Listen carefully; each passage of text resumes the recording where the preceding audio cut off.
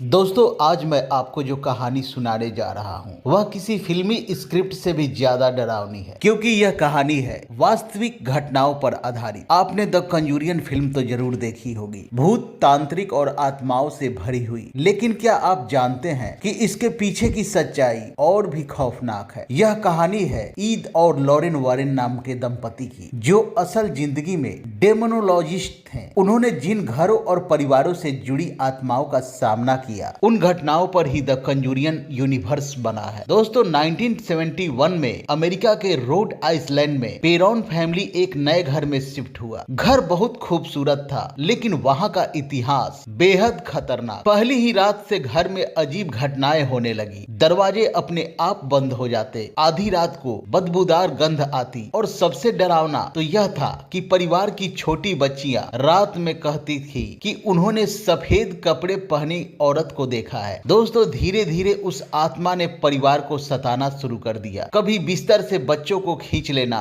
तो कभी दीवारों पर खून जैसे निशान को बना देना। दोस्तों पेरॉन फैमिली ने मदद के लिए मशहूर पैरानॉर्मल इन्वेस्टिगेटर्स ईड और लॉरेन वारेन को बुलाया। लॉरेन जो क्लेयरवियंट थी, उन्होंने तुरंत महसूस किया कि घर में बाथसेबा शर्मन नाम की चुड़ैल की आत्मा मौजूद है। यह औरत 18th सेंचुरी में इसी जमीन पर रहा करती थी और शैतान की पूजा करती थी। कहा जाता है उसने अपने ही बच्चों की बलि दी थी और मरने से पहले घर को श्राप दिया था, जो भी यहाँ रहेगा उसका विनाश हो जाएगा। दोस्तों वारेन ने एक्सोर्सिज्म यानी आत्मा निकालने की रस्म शुरू की। जैसे ही प्रक्रिया शुरू हुई, घर में अचानक बिजली चली गई, दरवाजे अपने आप खुलने लगे। पेरॉन फैमिली की माँ कैरोलिन हवा में उठ गई और जमीन पर गिरते ही उसकी आंखें बदल गईं, जैसे कोई और उस पर हावी हो गया हो। दोस्तों ईड और लॉरेन ने पूरी ताकत से प्रार्थना की और आखिरकार कैरोलिन की देह से वह आत्मा निकल गई। लेकिन पेरॉन परिवार ने कभी उस घर को पूरी तरह नहीं छोड़ा, क्योंकि उनका मानना था घर हमें छोड़ चुका है, लेकिन इसकी परछाइयां हमेशा हमारे साथ रहेंगी। दोस्तों फिल्म में तो इसे एक सिनेमैटिक हॉरर की तरह दिखाया गया है, लेकिन असली कहानी इससे कहीं ज्यादा डरावनी है। पेरॉन फैमिली की बेटियां आज भी कहती हैं वो आत्मा अभी भी